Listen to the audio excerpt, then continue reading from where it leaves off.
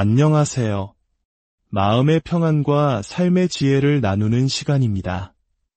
오늘 이 이야기가 여러분의 마음에 작은 울림을 준다면 구독과 좋아요를 통해 더 많은 분들과 이 은혜를 나누는 일에 동참해 주세요.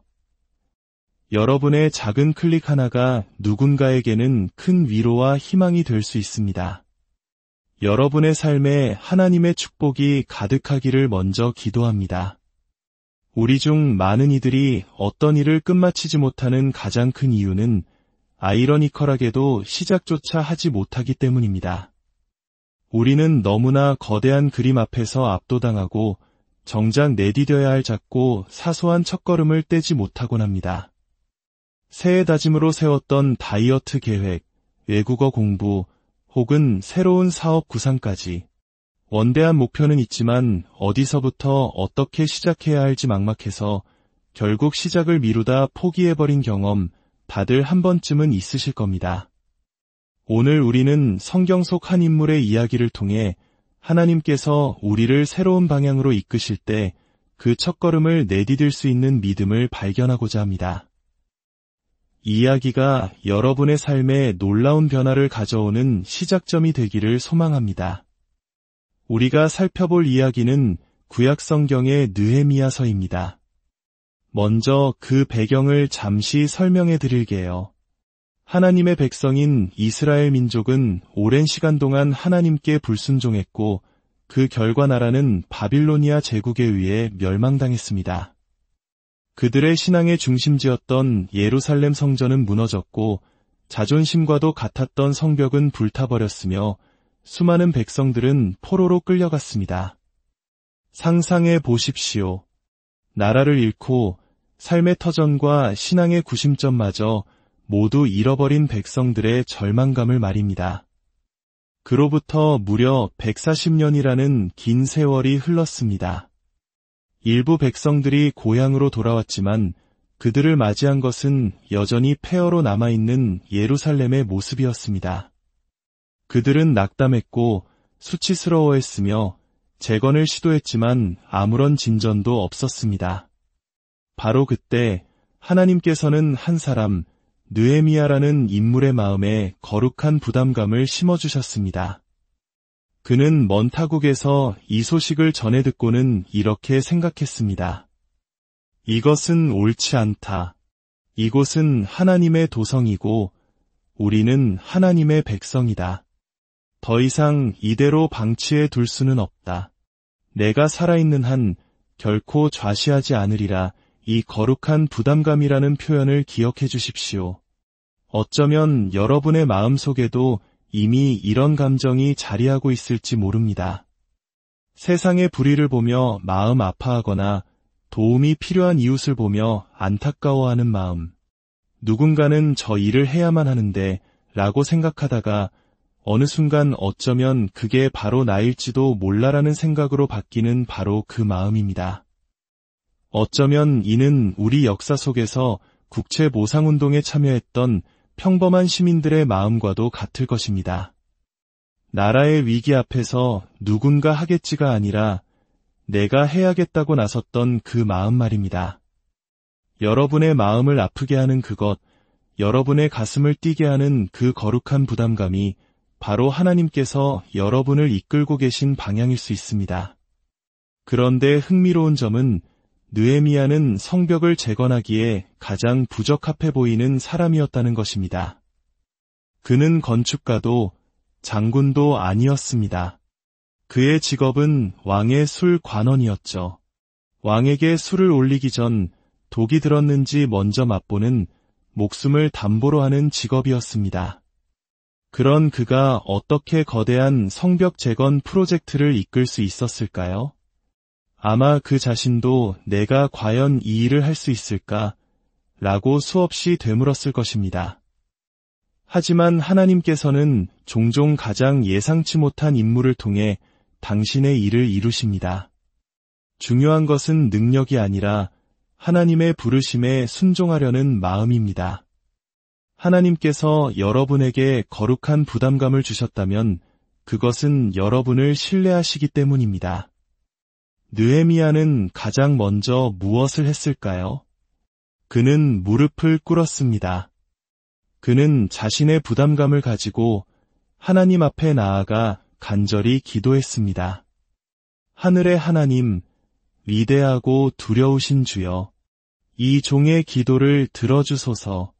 저 자신을 포함한 우리 민족의 죄를 고백합니다. 우리가 주님 앞에서 악하게 행했습니다. 주께서 약속하신 말씀을 기억해 주소서. 오늘 왕 앞에서 은혜를 입어 이 종이 성공하게 하소서. 그는 자신의 계획이 아니라 하나님의 도우심을 구했습니다. 기도로 힘을 얻은 그는 왕 앞에 나아가 담대히 요청합니다. 무려 1400km나 떨어진 예루살렘으로 가서 무너진 성벽을 재건하고 하나님의 명예를 회복하는 일을 할 수 있도록 허락해달라고 말입니다. 왕은 그의 진심에 감동하여 허락과 함께 지원까지 약속합니다. 자, 그렇다면 하나님이 주신 거룩한 부담감을 가진 우리가 인생의 거대한 프로젝트를 시작하려면 어떻게 해야 할까요? 첫째, 위대한 일은 작은 시작에서 비롯됩니다. 스가랴 4장 10절은 이렇게 말합니다. 작은 일의 날이라고 멸시하는 자가 누구냐? 하나님께서는 우리의 작은 시작을 결코 멸시하지 않으십니다. 오히려 그 일이 시작되는 것을 보며 기뻐하십니다.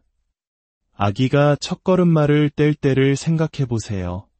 아기가 비틀비틀 아슬아슬하게 한 발을 내디딜 때 부모는 세상을 다 얻은 것처럼 기뻐하며 환호합니다.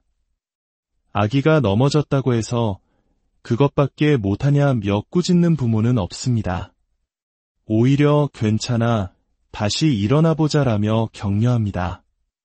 왜냐하면 그 첫걸음이 얼마나 위대한 시작인지 알기 때문입니다. 하나님 아버지의 마음도 이와 같습니다. 하나님이 주신 방향을 향해 우리가 믿음으로 첫발을 내디딜 때 비록 그 모습이 어설프고 불안정할지라도 하나님께서는 가장 기뻐하시며 우리를 응원하십니다. 느헤미야의 위대한 성벽 재건도 결국은 아주 작은 단계들의 연속이었습니다. 왕에게 허락을 받은 후 그는 먼저 짐을 꾸렸습니다. 그리고 당나귀를 타고 1400km의 머나먼 길을 여행했습니다. 예루살렘에 도착해서는 3일을 쉬며 계획을 세웠고 밤에 몰래 나가 무너진 성벽을 조사했습니다.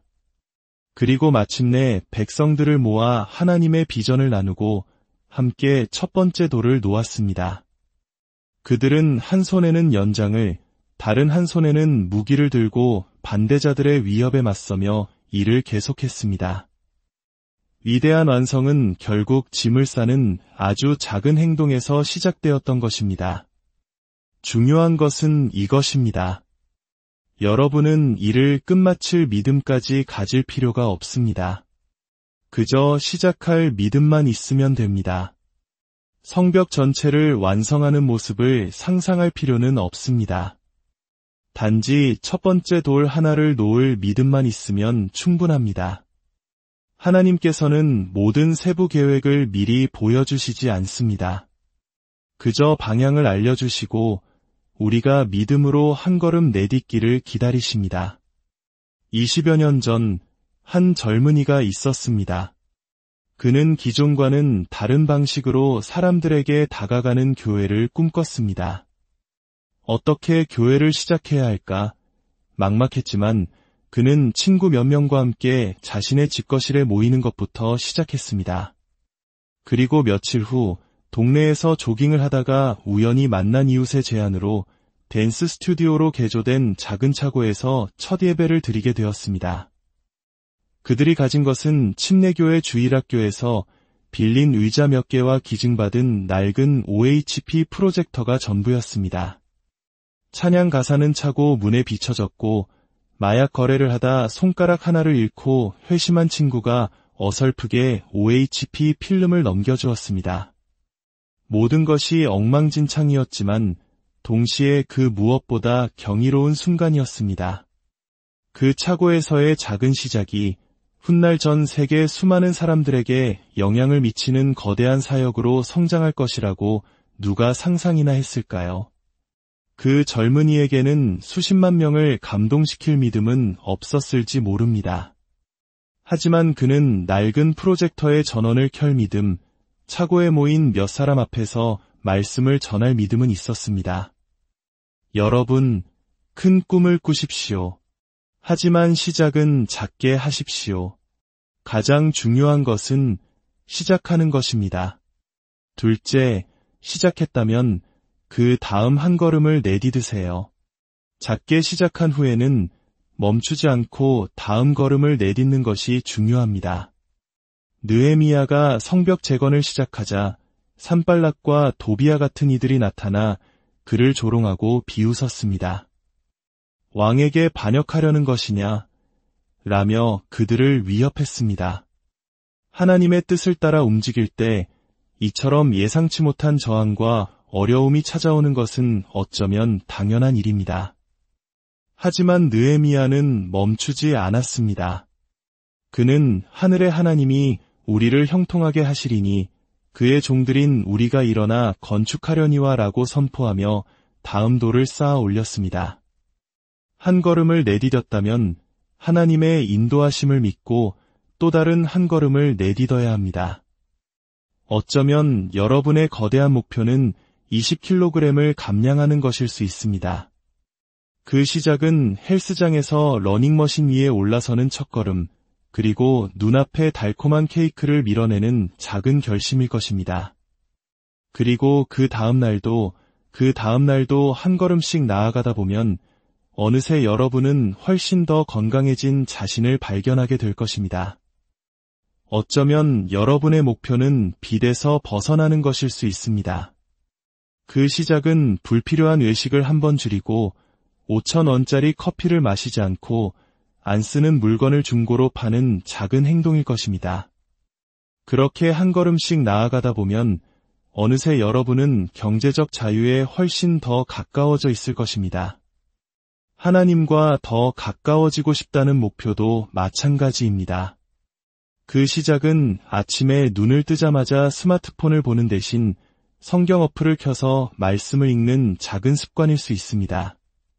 그리고 영적 공동체에 참여하는 다음 걸음을 내딛고 다른 이들을 위해 봉사하는 또 다른 걸음을 내딛다 보면 어느새 여러분의 믿음은 이전과 비교할 수 없을 만큼 깊어져 있을 것입니다. 시작이 여러분을 멈추게 하지 마십시오.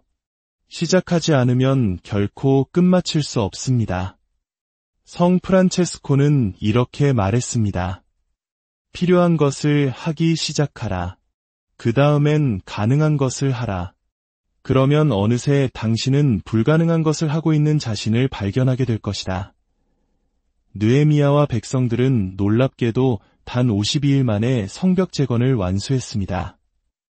이는 역사상 가장 위대한 건축 프로젝트 중 하나로 꼽힙니다. 하지만 그것이 끝이 아니었습니다. 성벽이 세워진 후에는 무너진 성전을 재건해야 했고 경제를 다시 일으켜야 했으며 백성들의 마음속에 하나님을 향한 열정과 순종을 다시 세워야 했습니다. 우리의 인생 여정은 결코 최종 목적지에 도달하는 것이 아닙니다. 우리는 그저 예수님께서 부르시는 방향을 향해 계속해서 나아갈 뿐입니다. 여러분이 순종의 첫걸음을 내디딜 때 그 너머에 하나님께서 어떤 놀라운 계획을 준비해 두셨는지 우리는 알 수 없습니다. 5년, 10년, 20년 후 오늘 여러분이 믿음으로 내디딘 그 작은 발걸음이 여러분의 인생에서 가장 위대한 신앙의 도약이었음을 깨닫게 되는 날이 올 것입니다. 갈라디아서 6장 9절은 우리에게 이렇게 격려합니다.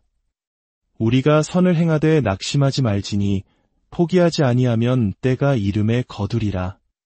선을 행하다 지치지 마십시오. 한 걸음, 또 한 걸음 나아가십시오. 시작하십시오. 하나님께서 여러분의 마음에 그 부담감을 주셨습니다. 시작하십시오. 때가 되면 반드시 아름다운 열매를 거두게 될 것입니다. 어쩌면 여러분은 단기간에 하나님께서 이루실 일을 과대평가하며 실망할지도 모릅니다. 왜 아직도 변화가 없지? 라며 조급해할 수도 있습니다. 하지만 기억하십시오. 여러분은 평생에 걸친 신실함을 통해 하나님께서 이루실 일을 상상 이상으로 과소평가하고 있습니다. 하나님께서 여러분의 마음에 주신 것에 신실하십시오. 꿈은 크게 꾸되 시작은 작게 하십시오. 그리고 믿음으로 다음 발걸음을 내디드십시오. 아버지 하나님, 오늘 당신의 사람들이 당신께서 부르시는 방향으로 나아갈 믿음을 갖도록 영감을 불어넣어 주시옵소서. 몇 년 후 우리가 뒤를 돌아보며 하나님, 당신께서는 우리가 감히 상상할 수 없었던 것보다 더 위대한 일을 행하셨습니다. 라고 고백하게 될 줄 믿습니다. 성령의 이끄심에 순종할 용기와 믿음을 주소서. 지금 기도하는 이 시간, 많은 분들이 믿음의 한 걸음을 내딛게 될 것입니다. 어쩌면 그 걸음은 지금까지 걸어온 것과는 전혀 다른 방향일 수 있습니다. 만약 여러분이 하나님을 등지고 다른 길로 걸어가고 있었다면 오늘 방향을 바꾸시길 권면합니다. 성경은 이것을 회개라고 부릅니다. 가던 길에서 돌이켜 더 높은 길, 하나님께로 나아가는 것입니다. 우리 모두가 거룩하신 하나님 앞에서 죄인임을 정직하게 인정할 때 우리는 예수 그리스도를 통한 하나님의 놀라운 은혜와 마주하게 됩니다. 아무 죄 없으신 예수님께서 우리의 모든 죄를 대신하여 십자가에서 생명을 내어주셨습니다. 그리고 사흘 만에 죽음을 이기시고 부활하셨습니다. 그러므로 누구든지 여러분이 어떤 삶을 살아왔든 상관없이 예수님의 이름을 부르는 자는 죄 사함을 받고 완전히 새로운 존재로 거듭나게 됩니다. 오늘 이 자리에 있는 것은 우연이 아닙니다. 하나님의 성령께서 여러분을 그분의 사랑과 은혜의 방향으로 이끌고 계시기 때문입니다. 이제 여러분의 길에서 돌이켜 예수님께로 나아가십시오. 예수님, 당신을 알고 싶습니다. 당신을 섬기고 싶습니다. 제 삶을 온전히 당신께 드립니다. 라고 고백하십시오. 이제 다 함께 기도하겠습니다. 하늘에 계신 아버지, 오늘 믿음으로 제 삶을 주님께 드립니다. 저의 모든 죄를 용서하여 주시고 저를 새로운 피조물로 만들어 주소서. 당신의 성령으로 저를 채우셔서 한 걸음 한 걸음 주님을 따르게 하시고 제 온 삶으로 주님을 섬기게 하소서. 주님을 따를 믿음을 주소서. 제 삶은 더 이상 제 것이 아닙니다. 오늘 제 모든 것을 온전히 주님께 드립니다. 예수님의 이름으로 기도합니다. 아멘. 여러분의 인생에서 가장 위대한 발걸음은 어쩌면 오늘 내딛는 아주 작은 첫걸음일지 모릅니다. 여러분의 모든 발걸음 위에 하나님의 인도하심과 축복이 함께하기를 간절히 기도합니다.